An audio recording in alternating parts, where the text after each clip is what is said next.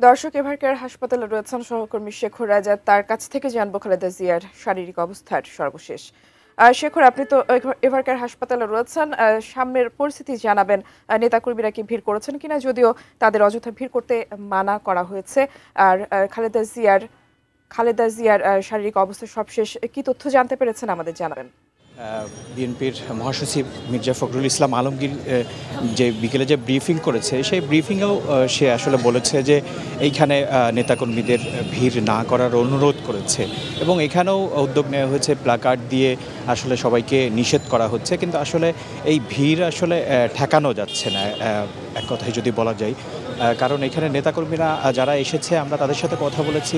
আসলে তারা বলছে যে আমাদের এরকম না যে সাংগঠনিকভাবে আমাদেরকে আসতে বলা হয়েছে, বিষয়টা এরকম না। আমরা আসলে আবেগের জন্য এসেছি, নেত্রীর প্রতি যে আবেগ, যে ভালোবাসা। আপনারা জানেন যে বেগম খালেদা জিয়া গত 23 নভেম্বর গত রোববার থেকে এভারকেয়ার হাসপাতালে ভর্তি আছেন এবং তার অবস্থা আসলে সংকটাপন্ন। এখন পর্যন্ত ডাক্তাররা কিছুক্ষণ আগে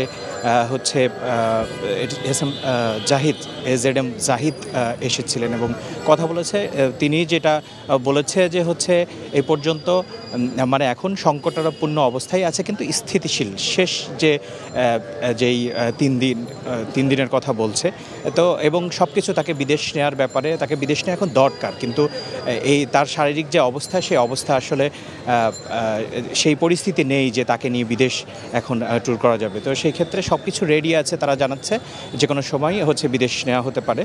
তো এইখানে এখন নেতাকর্মীদের যদি একটু ভিড় আপনাদেরকে দেখাই, আপনারা দেখছেন যে তারা যারা এসেছে তারা বলছে যে আসলে আমরা নেত্রীর প্রতি ভালোবাসা, আবেগ থেকে আমরা আসলে এখানে এসেছি।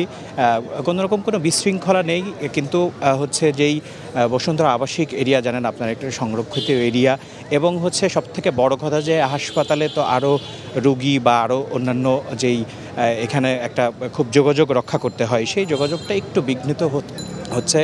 নেতাকর্মীরা বাইরে এসে দাঁড়িয়ে আছে, সাংবাদিকদের সাথে কথা,